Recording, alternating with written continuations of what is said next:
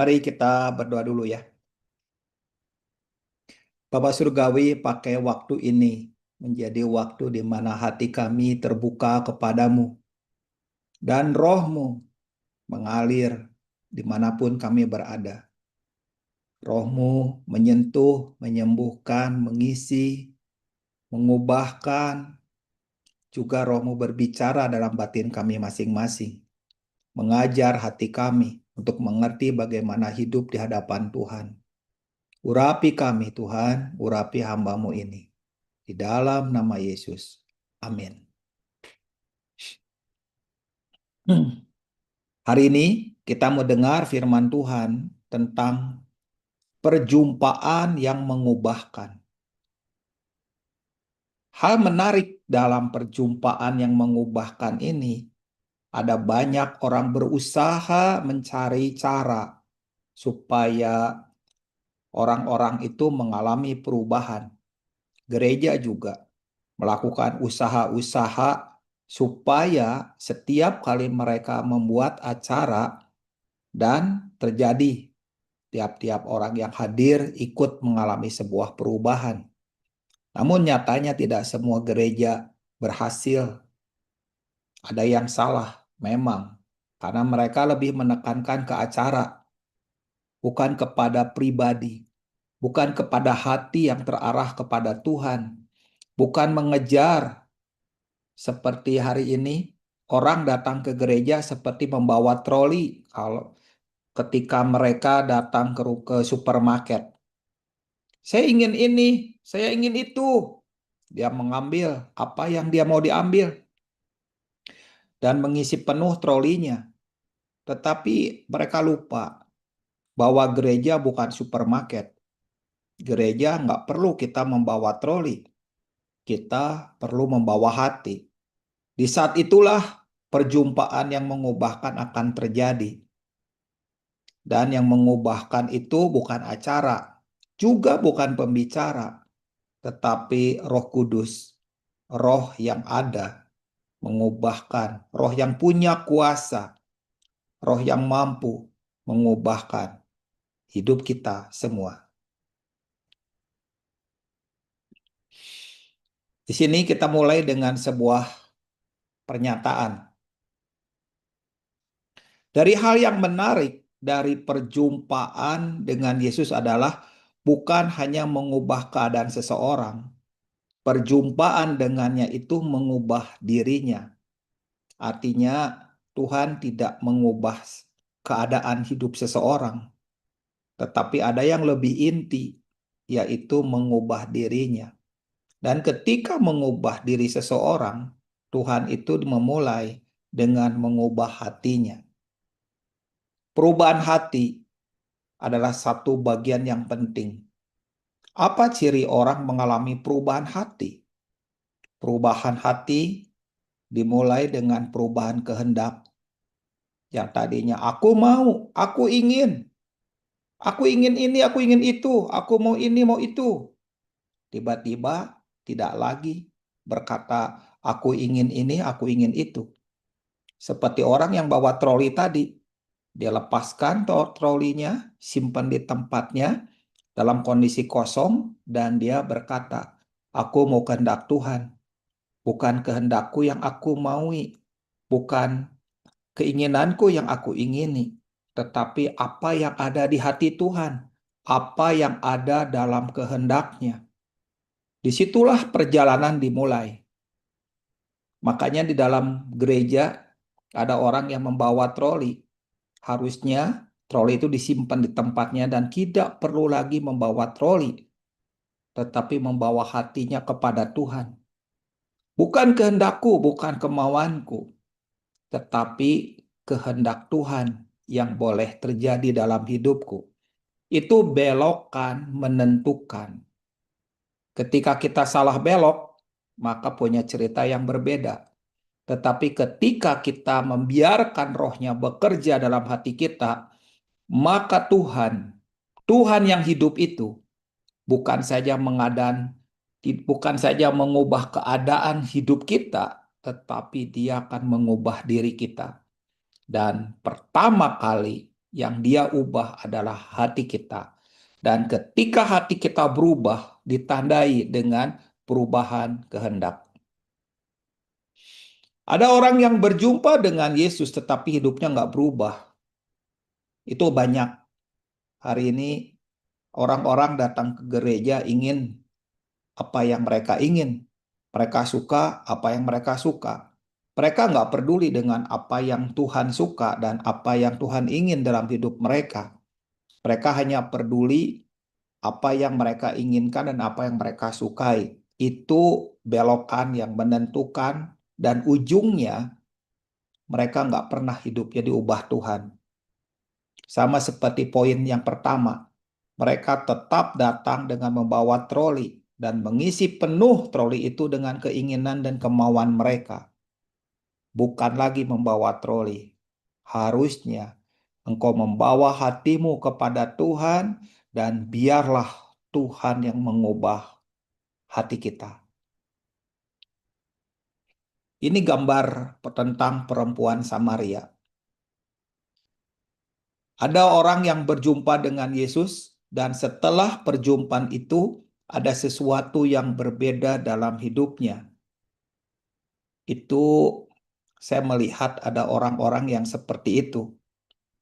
Ada sesuatu yang berbeda dalam hatinya. Ada sesuatu yang berbeda dalam keinginannya. Ada sesuatu yang berbeda dalam kehendaknya. Yang tadinya seperti kebanyakan orang, dia mulai bosan dengan semua keinginan yang kebanyakan orang punya. Dia mulai jenuh dengan orang-orang yang lakukan ini, lakukan itu. Tapi ada sesuatu yang ilahi mulai masuk dalam hatinya.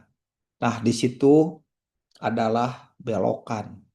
Dan perempuan Samaria ini memilih belokan itu terjadi.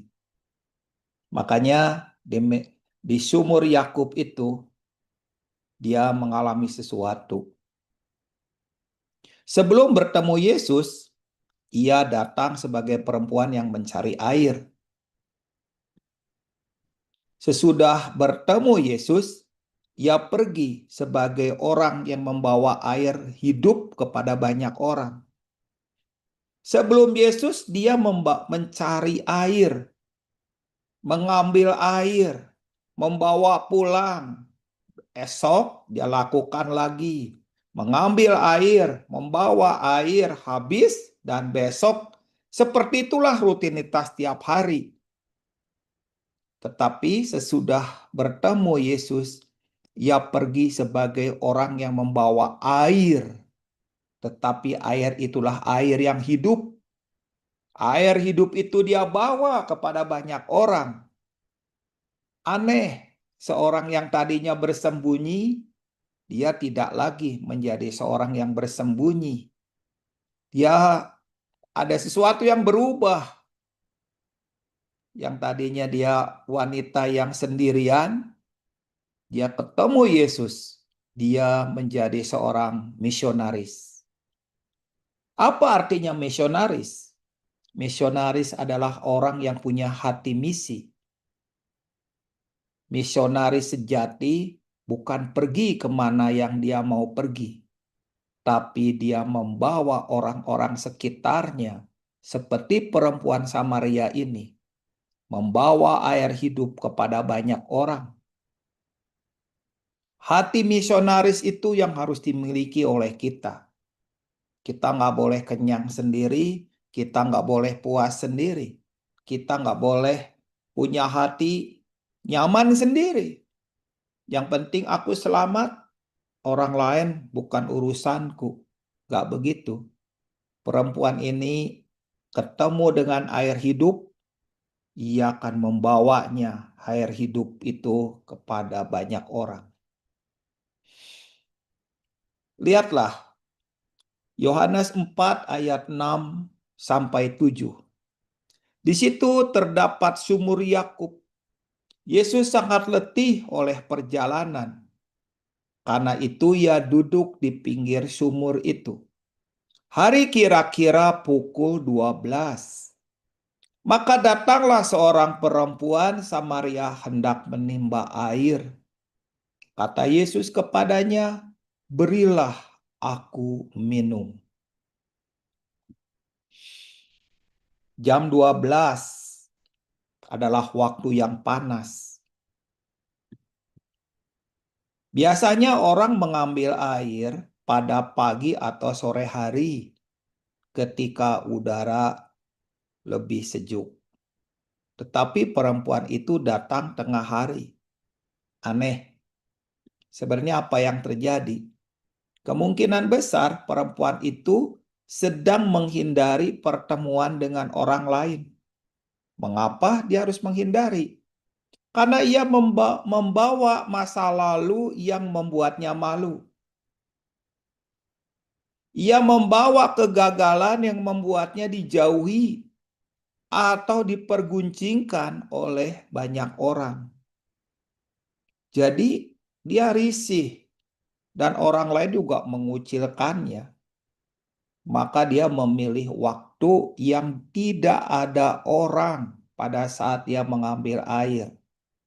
Dia memilih waktu yang sangat tidak mungkin orang mengambil air, yaitu jam 12 siang. Jam yang orang-orang kepanasan. Tapi dia lebih baik kepanasan oleh matahari. Terik matahari yang menyengat itu membuatnya dia memilih itu lebih baik dibandingkan dia diperguncingkan, dikucilkan, diolok-olok, dibahas oleh orang-orang sekitarnya. Tetapi hal yang tidak pernah ia menduganya, dalam kesepiannya, Yesus telah menunggunya di tempat ia mengambil air. Ini apa? Ini titik temu. Perempuan Samaria itu mengalami sebuah titik temu. Saya juga mengalami sebuah titik temu. Dan teman-teman juga mengalami sebuah titik temu. Orang-orang harus juga mengalami sebuah titik temu. Titik temu ilahi. Titik temu di mana mereka mengalami kasih karunia. Titik temu di mana mereka mendengar keselamatan. Titik temu di mana mereka mendengar kalau Yesus telah mati buat mereka, telah mati buat dosa-dosa mereka, telah mati untuk segala pelanggaran dan kegagalan serta dosa-dosa mereka. Yesus telah mengampuninya. Yesus memanggil mereka pulang. Yesus akan memeluknya, menerimanya apa adanya, mengubahkannya, menyembuhkannya, memulihkannya. Dan itulah titik temu. Teman-teman, ada banyak orang yang sedang menunggu titik temu. Ada orang yang mengalami titik temu dalam mimpi. Ada orang titik temu dalam sebuah penglihatan. Tetapi ada orang-orang yang mengalami titik temu karena ada orang lain yang memberitakan kebenaran tentang keselamatan. Beberapa konsumen saya itu terima Yesus setelah saya memberitakan Injil berkali-kali. Enggak sekali mereka langsung menerima. Ada yang berkali-kali. Ada yang saya beritakan Injil, namun orang lain yang menuainya. Jadi sepertinya saya dipakai Tuhan untuk menaburkan benih ilahi tentang keselamatan dan dia terima Yesus oleh orang lain. Dan sekarang dia sudah beribadah kepada Tuhan. Ada orang yang diinjili, nolak sih enggak, tetapi juga menerima juga enggak. Dia menjaga hubungan dengan kita, kita juga menjaga hubungan dengannya. Sampai satu ketika ada titik temu. Nah, titik temu itu penting. Salah satu dari anaknya mengalami Injil yang tadinya enggak nggak ke gereja, lalu ada orang memberitakan Injil keselamatan, dan akhirnya dia menerima, dia mengalami Tuhan, dia sungguh-sungguh, sampai akhirnya papahnya yang tadinya saya injili berkali-kali tidak mau menerima. Sampai akhirnya saya mendengar dia menerima Injil, menerima Kristus, dia menerima pengampunan dosa dan menerima keselamatan kekal. Itulah titik temu. Tuhan memakai hidup kita, memakai teman-teman. Mungkin sekitar kita ada teman-teman di kampus yang sedang berada di posisi seperti perempuan Samaria. Dia sedang menunggu di satu tempat untuk mengambil air seperti perempuan Samaria. Dan di situ dia ketemu denganmu dan engkau menjalin sebuah komunikasi, pertemanan, sampai satu ketika dia menerima keselamatan. Tuhan memakai kita. Karena itu penting punya hati misi melayani teman-teman sekitar kita seperti yang Yesus lakukan. Dia menyampaikan berita keselamatan kepada perempuan Samaria itu.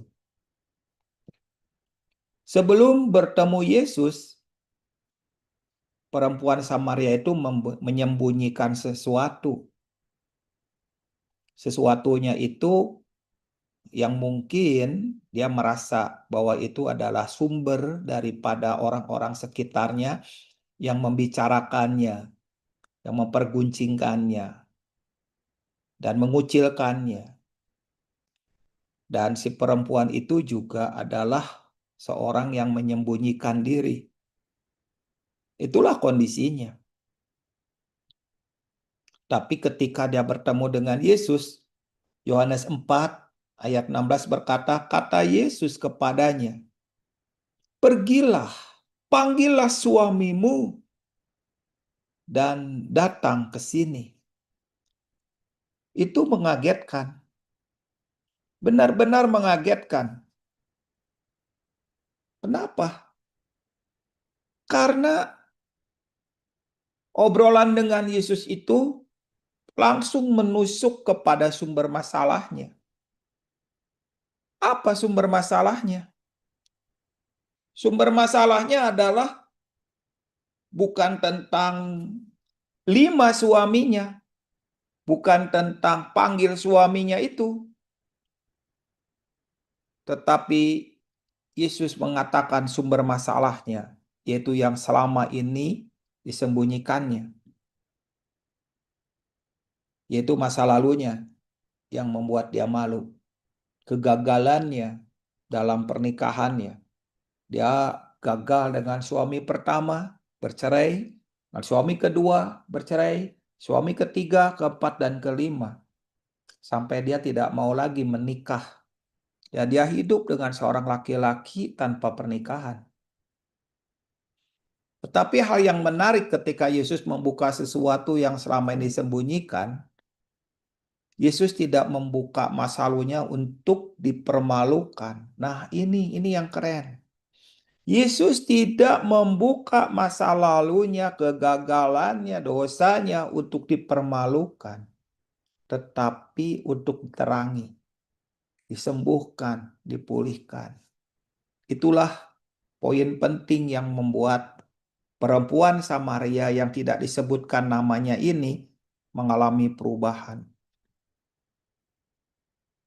Yohanes 4 ayat 17-18. Kata perempuan itu, aku tidak mempunyai suami. Lalu Yesus menjawab kepadanya. Kata Yesus kepadanya, tepat katamu bahwa engkau tidak mempunyai suami. Sebab engkau sudah mempunyai 5 suami dan yang ada sekarang padamu bukanlah suamimu. Dalam hal ini engkau berkata benar. Perhatikan hal ini teman-teman. Sebelum bertemu Yesus, ia mencari kepuasan dari sumber yang salah. Ia mencoba mengisi kekosongan hidupnya dengan hubungan 5 suami. Dan laki-laki yang bersamanya sekarang bukan suaminya. Dia mencoba melakukan itu semua.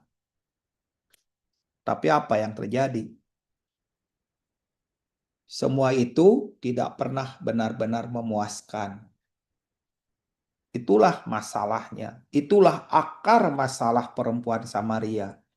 Dan itu juga yang menjadi akar masalah buat kita semua. Ada kekosongan yang tidak bisa diisi oleh manusia. Perhatikan ini. Sesudah bertemu Yesus, ia tidak takut lagi dengan masa lalunya. Itu yang keren. Yesus menyatakan dosanya. Yesus menyatakan kehausannya. Yesus menyatakan akar masalahnya.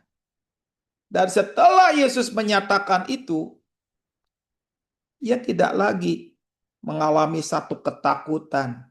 Dia nggak lagi takut dengan masa lalunya. Dia keluar dari tempurungnya. Dia keluar dari tempat persembunyiannya. Dia keluar dari orang-orang yang dihindarinya.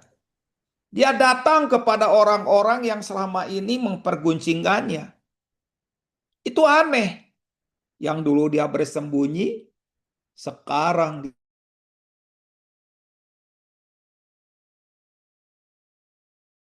dia keluar di tempat persembunyian. Sekarang dia tidak lagi malu. Dia keluar. Itu yang paling menarik. Dan dia menyampaikan sesuatu yang penting. Perhatikan Yohanes 4 ayat 28 sampai 29 ini. Maka perempuan itu meninggalkan tempayannya. Aneh. Tempayan yang berisi air ditinggalkan. Padahal dia nggak punya air lagi. Dan dia nggak peduli dengan tempayannya. Karena ada sesuatu yang lebih penting daripada air yang dia bawa. Lalu apa? Maka perempuan itu meninggalkan tempayannya di situ, lalu pergi ke kota. Tadinya dia adalah wanita yang bersembunyi, menghindari banyak orang. Dia memilih jam 12 siang. Dia memilih waktu yang kosong. Gak ada satu orang pun yang ada di sumur itu. Tapi hari itu dia bertemu dengan Yesus. Yesus sudah menunggunya. Lalu apa setelah dia pergi ke kota? Dan berkata kepada orang-orang di sana. Perhatikan. Pertemuan dengan Yesus mengubahkannya. Dia yang tadinya hatinya kosong, sekarang hatinya penuh. Yang tadinya dia orang yang bersembunyi, sekarang dia orang yang tampil keluar apa adanya. Tidak lagi takut diperguncingkan. Tidak lagi takut dengan dosanya yang dilihat oleh banyak orang. Dia tidak lagi bersembunyi. Dia ketemu dengan orang-orang di sana dan dia menjadi seorang misionaris. Seorang yang mempunyai hati misi. Dia memberitakan Injil. Dia menjadi seorang pemberita Injil. Coba katanya apa? Mari lihat. Di sana ada seorang yang mengatakan sesuatu, segala sesuatu yang telah kuperbuat. Perempuan itu mengatakan tentang seorang yang mengatakan sesuatu, dosanya, pelanggarannya, yang dia sembunyikan, yang dia tutupi, yang tidak boleh seorang pun tahu, tapi dia nggak lagi bersembunyi. Tidak lagi dia menutupinya. Tidak lagi dia menjadi seorang yang hari itu bersembunyi pada jam 12 siang. Aneh. Itu aneh. Itu hasil pertemuan dengan Tuhan tuh seperti itu, teman-teman. Orang-orang tuh yang tadinya bersembunyi seperti seekor kura-kura berada dalam tempurungnya, dia keluar dari tempurung. Bahkan bukan nongol kepalanya, tetapi dia benar-benar keluar seluruh tubuhnya dari tempurung. Dia tampil apa adanya. Dia nggak bersembunyi lagi, dia nggak takut lagi, dia nggak malu lagi. Dia ceritakan, di sana ada seorang yang mengatakan kepadaku segala sesuatu. Artinya yang selama ini dia sembunyikan, yang selama ini dia tutupi, yaitu dosa-dosanya dan kegagalannya. Aneh. Itulah orang yang ketemu Tuhan. Itu adalah perjumpaan yang mengubahkan. Selalu mengubah hatinya. Selalu membuat orang yang berjumpa dengan Tuhan enggak takut. Enggak takut. Benar-benar enggak takut dengan apa yang selama ini dia tutupi. Dia bisa keluar, dia bisa tampil apa adanya. Ia bisa menceritakan dosa-dosanya kepada banyak orang. Menarik. Saya pertama kali menerima Tuhan, waktu itu umur saya mungkin sekitar 17 tahun. Awal-awal perjumpaan dengan seorang teman memberitakan keselamatan kepada saya. Dan saya menjawabnya semua pertanyaannya. Teman-teman berusaha memberitakan Injil supaya saya menerima Yesus. Saya katakan, saya sudah terima Yesus. Saya sudah menerima keselamatan. Kapan? Saya sudah terima dari kecil. Saya menerima Tuhan. Lalu, oh ya, iya. Lalu orang itu menanya, maukah kamu berdoa sekali lagi? Mau. Doanya seperti apa? Doanya begini, ikuti saya. Tuhan Yesus, saya orang berdosa. Saya mengatakan, Tuhan, saya orang berdosa. Ampuni saya. Ampuni saya. Ampuni dosa-dosa saya. Ampuni dosa-dosa saya. Masuklah dalam hatiku. Masuklah dalam hatiku. Menjadi Tuhan dan Raja. Menjadi Tuhan dan Raja. Dalam nama Yesus. Amin. Amin. Ada orang-orang yang lahir dalam keluarga Kristen. Mungkin hari itu dia tumbuh di gereja, di sekolah, tetapi sebenarnya dia bukan orang Kristen. Dia belum menerima Kristus masuk dalam hatinya. Mungkin orang-orang mengatakan kamu Kristen, tapi dia nggak yakin kalau dia Kristen. Apa buktinya? Kristen itu mengalami perjumpaan yang mengubahkan. Bukan program, bukan acara, bukan kegiatan, tapi perjumpaan yang mengubahkan. Dan setiap orang yang mengalami perjumpaan yang mengubahkan, hatinya, hidupnya berubah. Tidak lagi seperti orang dunia. Tidak lagi mempunyai keinginan seperti orang dunia. Dia tanggalkan dosanya. Dia lepaskan ikatan-ikatan jerat dosanya. Dan hidup menjadi manusia yang baru. Amin. Hi BCC family, hope you are blessed with today's sermon. Remember when the Bible said, berbahagialah orang yang mendengarkan firman Allah dan menaatinya. Jadi yuk aplikasikan firman Tuhan hari ini. I also encourage untuk teman-teman you follow our Instagram BCC Fams and subscribe to our YouTube channel supaya kita bisa sama-sama diperlengkapi dan bertumbuh bersama untuk serupa dengan Kristus.